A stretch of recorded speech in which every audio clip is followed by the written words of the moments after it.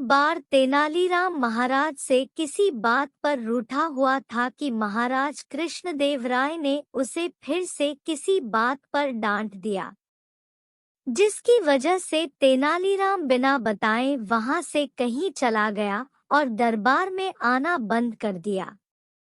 महाराज को लगा 1-2 दिन बाद खुद ही आ जाएगा, लेकिन ऐसा नहीं हुआ। सप्ताह बीत गया, तेनालीराम दरबार में नहीं आया। जब महाराज को तेनालीराम की कमी खलने लगी तो उन्होंने एक सेवक को तेनालीराम के घर भेज दिया। वहां जाकर पता चला कि तेनालीराम बहुत दिनों से घर भी नहीं आया है। अब महाराज परेशान हो गए कि आखिर तेनालीराम गया तो गया कहाँ। उन्होंने पूरे विजयनगर में गुप्तचर फैला दिए। सारा विजयनगर छान मारा गया, लेकिन तेनालीराम का कहीं पता नहीं चला। तब महाराज को विचार आया कि क्यों न आसपास के गांवों में खबर फैला दी जाए कि महाराज अपने राजकीय कुएं का विवाह कर रहे हैं।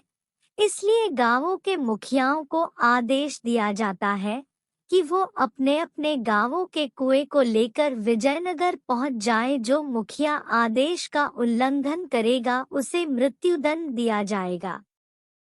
महाराज जानते थे कि तेनालीराम जिस भी जगह होगा वह उस गांव के मुखिया की मदद अवश्य करेगा और इसी तरह हम उसे खोज लेंगे। उधर महाराज की घोषणा सुनते ही तेनालीराम भी समझ गया कि ये सब उसका पता लगाने के लिए किया गया है।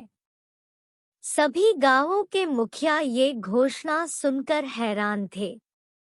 वे सब सोच रहे थे कि आखिर महाराज को हो क्या गया है, भला कोई भी कहीं उठकर जाता है। तेनालीराम जिस गांव में रहता था उस गांव का मुखिया भी काफी परेशान था कि तभी तेनालीराम उसके घर पहुंच गया और बोला, मैं आपका शुक्रगुजार हूँ जो आपने मुझे अपने गांव में रुकने की जगह दी। मैं आपका ये उपकार जरूर चुकाऊंगा। मुखिया बोला, पर कैसे?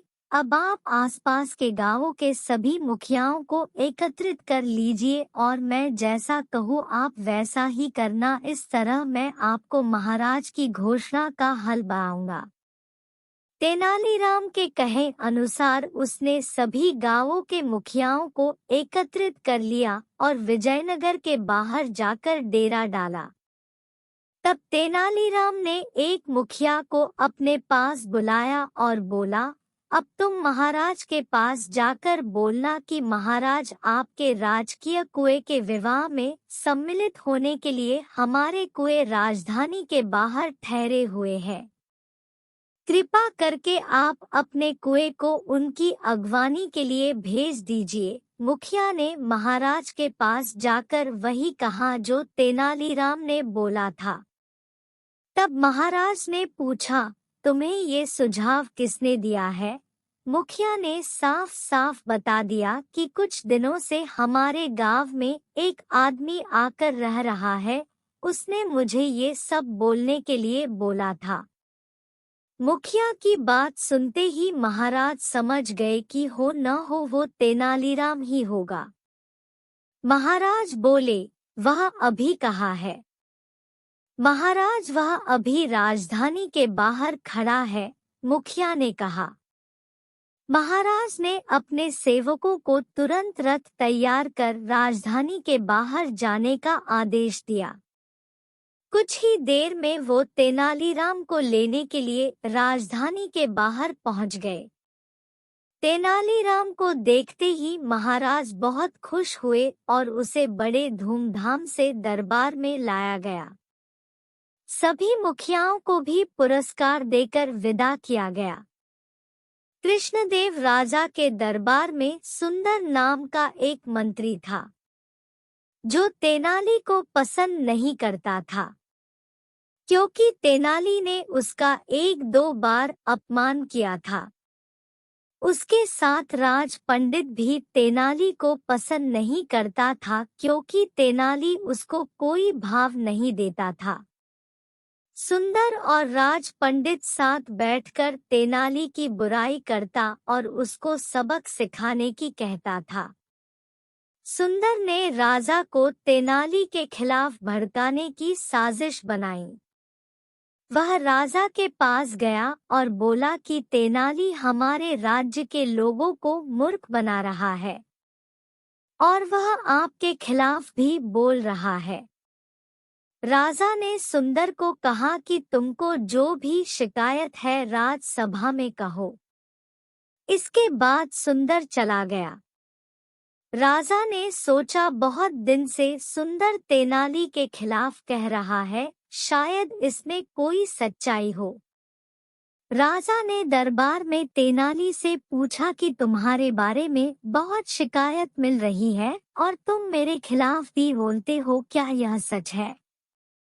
इस पर तेनाली ने कहा कि महाराज, इस बात का उत्तर मैं कुछ दिन में दूंगा। राजा ने कहा कि जब तक तुम इस बात का उत्तर न दो तब तक तुमको दरबार में आने की जरूरत भी नहीं है। इसके बाद तेनाली चला गया। तेनाली रात में राजा को सुंदर के घर लेकर गया, जहां पर राज पंडित भी थे। सुंदर राज पंडित को कह रहा था कि मैंने राजा को तेनाली रमन के खिलाफ जो भी बात बोली राजा ने उसको सच समझ लिया। वह यह कहकर खुश हो रहा था, लेकिन राज पंडित कुछ नहीं बोला।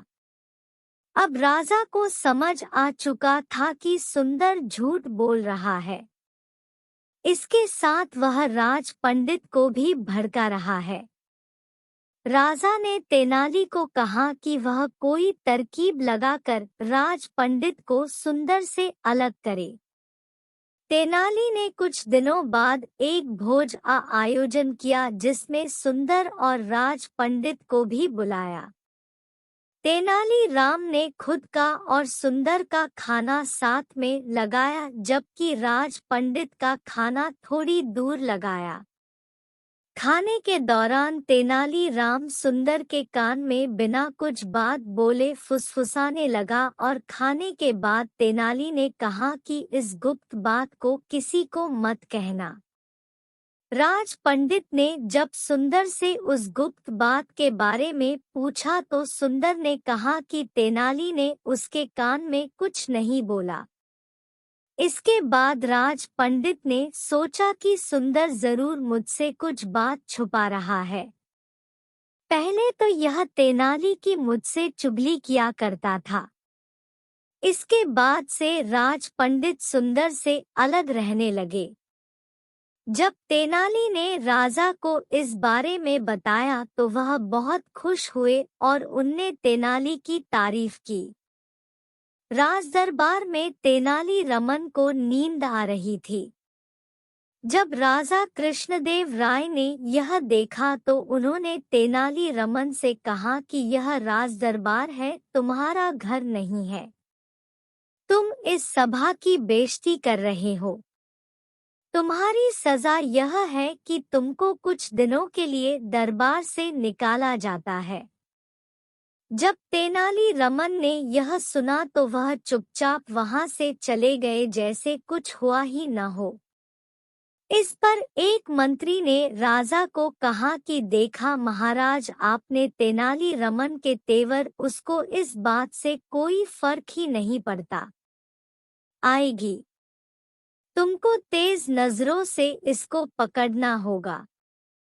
फिर उस जादूगर ने कहा कि ध्यान से देखना कैसे मैं इस सोने के सिक्के को हवा में गायब करता हूँ। इसके बाद उसने सोने के सिक्के को ऊपर फेंका और वह गायब हो गया, जिससे सभी दरबार के लोग हैरान रह गए। उसने तेनाली रमन को कहा कि तुम्हारी आंखें भी कमजोर है, तुम भी मेरा जादू नहीं पकड़ सके।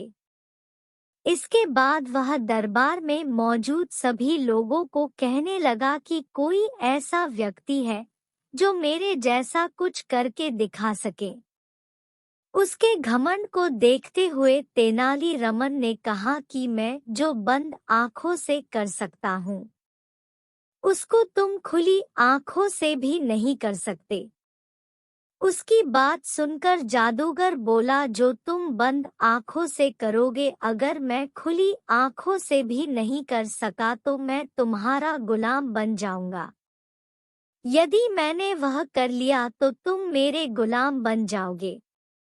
जब यह बात तय हो गई तो तेनाली रमन के कहने पर एक सैनिक लाल मिर्च का पाउडर लेकर आया। तेनाली ने अपनी आंखें बंद की और लाल मिर्च के पाउडर को अपनी आंखों के ऊपर डाल दिया। उसके बाद अपनी आंखें खोल ली। यह देखकर जादूगर ने सोचा, अब तो मैं फंस गया हूँ। अगर मैंने मिर्च का पाउडर अपनी आंखों में डाला तो मेरी आंखें फूट जाएंगी। अगर मैंने ऐसा नहीं किया तो मुझे तेनाली रमन का गुलाम बनना पड़ेगा।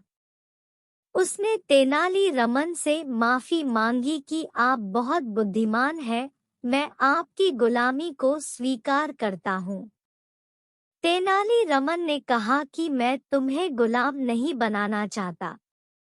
मैं चाहता हूँ कि तुम अपना घमंड और बदतमीजी छोड़कर जादू का खेल दिखाओ और सभी लोगों की इज्जत करो।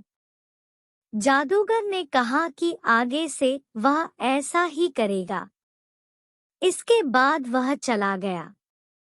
राजा ने तेनाली रमन से कहा, मैंने तुमसे बड़ा जादूगर नहीं देखा जिसने बदतमीज और घमंडी जादूगर को कुछ देर के अंदर ठीक कर दिया। इसके बाद सब दरबारी हंसने लगे। राजा ने भी इस बात पर सहमति जताई। कुछ दिनों के बाद एक ब्राह्मण लड़का दरबार में आया। वह राजा से बोला, महाराज, कुछ दिन पहले तेनाली रमन नाम का आपका मंत्री हमारे आश्रम में रहने के लिए आया। हमारे गुरु जी की इजाजत से वह आश्रम में ही रहने लगा। किंतु आज सुबह जब वह नदी में स्नान करने के लिए गया तो उसका पैर फिसल गया, जिससे वह नदी में डूब गया। हमारे गुरुजी ने उसको बचाने की बहुत कोशिश की लेकिन बचा नहीं सके। नदी से उसका शरीर भी नहीं मिला। यह बात सुनकर राजा बहुत भावुक हो गए और बोले, मेरा अच्छा मित्र नदी में डूब गया। दरबार में मौजूद मंत्री भी इस बात पर शोक करने लगे। राजा ने ब्राह्मण लड़के से कहा कि मुझे तुम्हारे गुरु जी से मिलना है, जिसने मेरे तेनाली रमन को अंतिम दिनों में अपने आश्रम में सहारा दिया। इसके बाद लड़का राजा को आश्रम में लेकर गया। वहां पर लड़के के गुरु अपने आसन पर बैठे थे। राजा ने गुरु जी से सारी बात पूछी। उन्होंने गुरु जी से कहा कि क्या आप मुझे उस जगह ले जा सकते हैं जहां पर फिसलकर तेनाली डूब गया था। गुरु जी ने कहा कि तुम उस जगह को क्यों देखना चाहते हो, यदि तुम चाहो तो मैं तुम्हें तेनाली रमन से अभी मिलवा सकता हूँ। इसके लिए तुमको अपनी आंखें बंद करनी होंगी।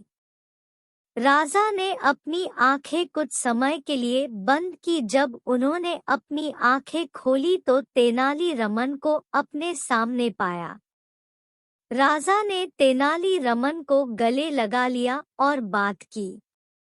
राजा ने तेनाली से पूछा, गुरु जी कहाँ गए? तेनाली रमन ने कहा कि मैं ही गुरु जी हूँ और मैं ही तेनाली। इसके बाद राजा को तेनाली रमन के नाटक का पता चल चुका था, लेकिन राजा तेनाली रमन को पाकर बहुत खुश थे। 7 तेनाली रमन स्टोरीज इन हिंदी। सबसे बड़ा जादूगर। Tenali Raman stories in Hindi. एक बार की बात, राजा कृष्णदेव राय के दरबार में एक जादूगर आया। उसने कहा कि वह देश विदेश में बहुत जगह जादू दिखा चुका है और उसको बहुत इनाम मिले हैं। राजा के कहने पर उसने अपना जादू दिखाना शुरू किया। उसने कहा कि यह जादू एक प्रकार की हाथों की सफाई होता है। अगर किसी की नजरें तेज हो तो वह इसको पकड़ भी सकता है। आप सब इस जादू को ध्यान से देखिए। उसने एक कबूतर के ऊपर लाल कपड़ा डालकर उसको अंडे में बदल दिया। वह बोला, किसी ने देखा मैंने कैसे कबूतर को अंडे में बदल दिया। किसी को मेरे हाथ की सफाई का पता लगा मैंने यह कैसे किया। क्या यहाँ दरबार में सभी लोगों की आंखें कमजोर है?